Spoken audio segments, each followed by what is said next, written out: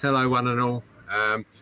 In this video I'm going to look at cheap fishing and free fishing in and around Essex and the home counties.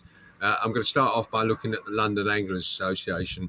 £59 a year starting price, unless you're an OAP like me, £39.50. Over 100 miles of rivers and canals, several wonderful lakes. I'm going to concentrate in the video looking at Bures, Hemingford Grey and Glemsford, where I fish on a regular basis.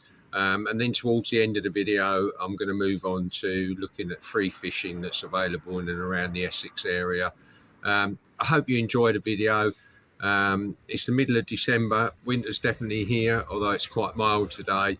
I'm looking to get back out on the bank after the festive period. And on that subject, I'd like to wish you all season's greetings, happy Christmas, whatever you like to call it, and a great new year, and tight lines to you all.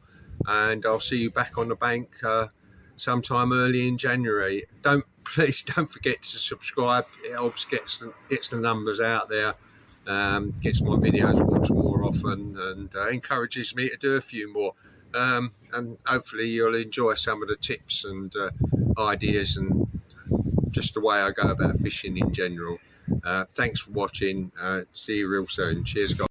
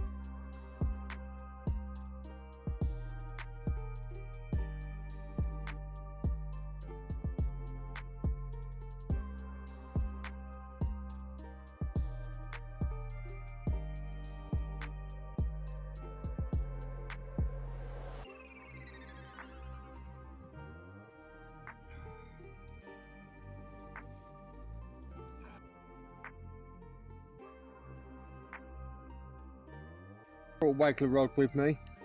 Had a few sort of 2-3 ounce rudd on a maggot, and I've just switched to sweet corn. Let's see what happens. Seen a couple of better fish splashing about, so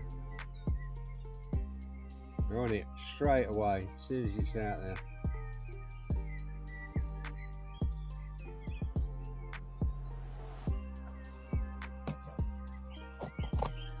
Just going to feed a few maggots.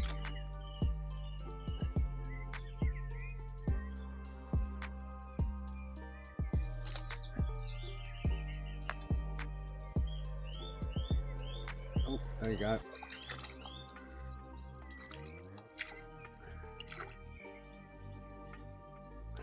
Nice, fat, great condition. I mean, these fish, because it hasn't been fished for so many years, probably grown up never seen a hook before. And certainly I doubt they know what sweet corn is.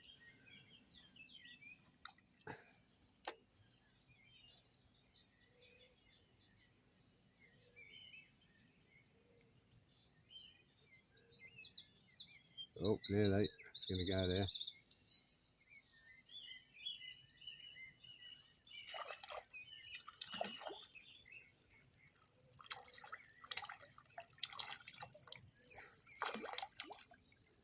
These are good fun, these fish. I've had them bigger than that, but still lovely fish, lovely colours, lovely condition. Stick a maggot on and they're so much smaller. But no wonder they ate all my ground bait last week. That's all I can say. This is why I've put more out.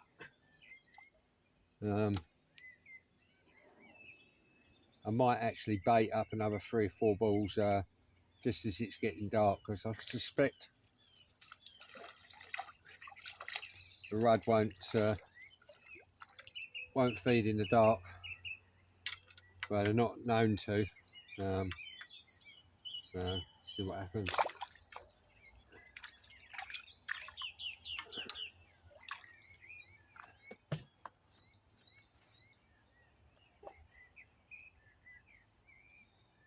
Looking for a slightly bigger bit of sweet corn. See if I can nick a better fish. I did have one about 12 ounces a little while ago. It's a daisy. Walk around the top.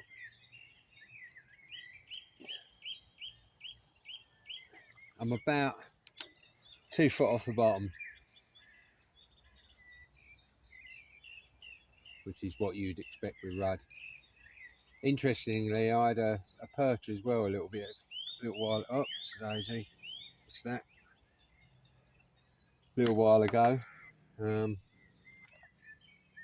I mean, there's a lot of perch in here.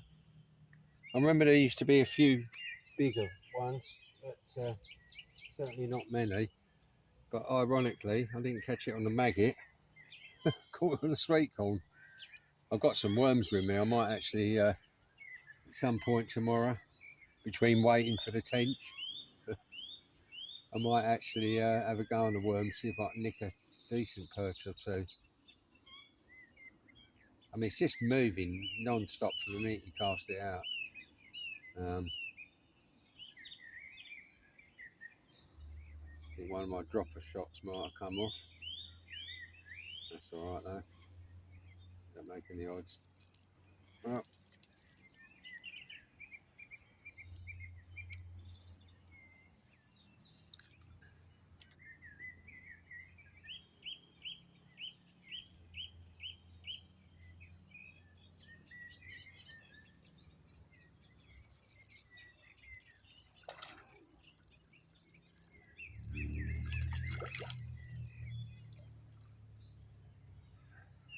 so much for a bigger bit of sweet corn, smaller rudd.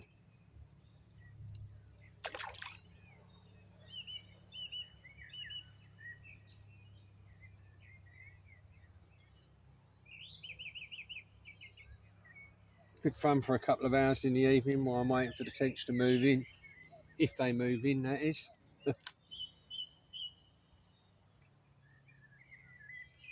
Oh, yeah, for a little walk. This is the end swim. That's an island that's actually runs about 100 yards along the side of the lake. You can see there's a lot of lily pads around the side of it. Runs parallel to the river, very close, and that's obviously the open part of the lake. There's just about enough room for a bivvy, I'd say. You have to tuck it back a bit, but and then there's another swim quite close to it.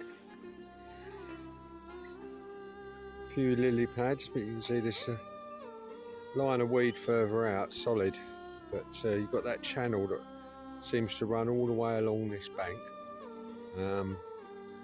Might take a little bit of raking, but I'm sure there'll be fish around these lily pads. Might need a channel through the lily pads. I'm walking along a little bit further, coming up to my swim. See my rod holder across the footpath. Not a lot of room, but enough. You can see. Rod's to one side. That's my view.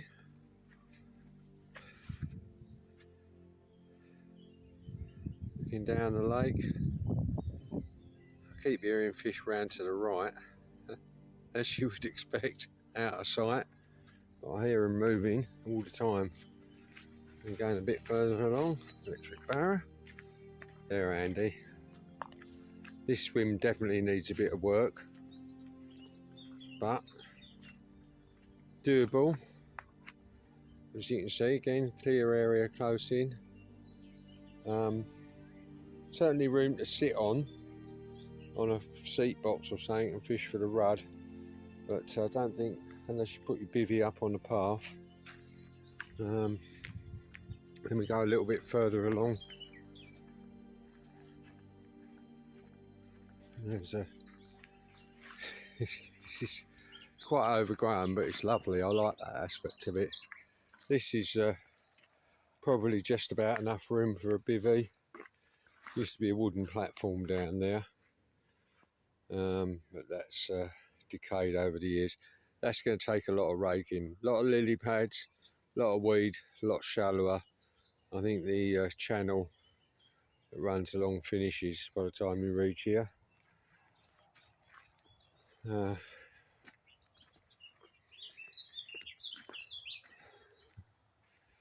This is proper off-grid, isn't it?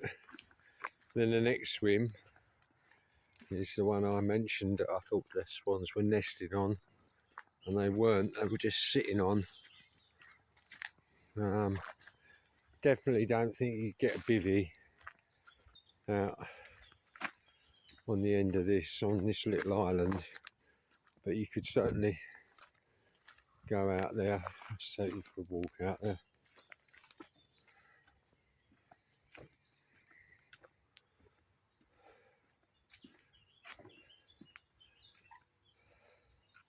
You can see the swans definitely like it here. A few floating logs in the water. Don't think they've moved for some time.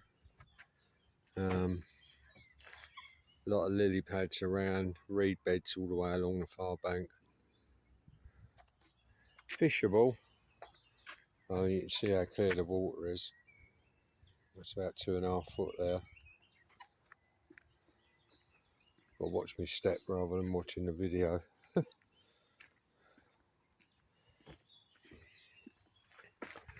And then there's another swim a bit further along. Path's a bit up and down, but it's quite clear. That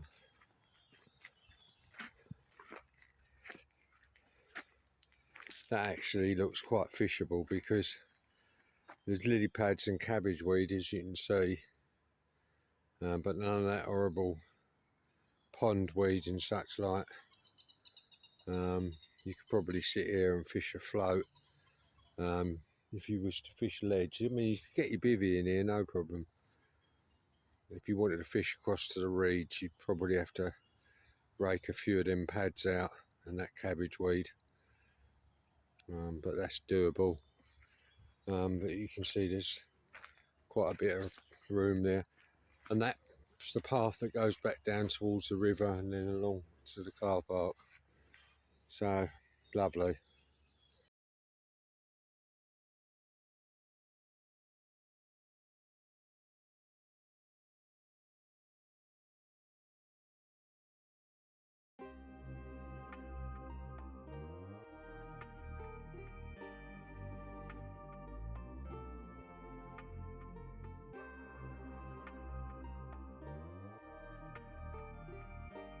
This is the view from my video.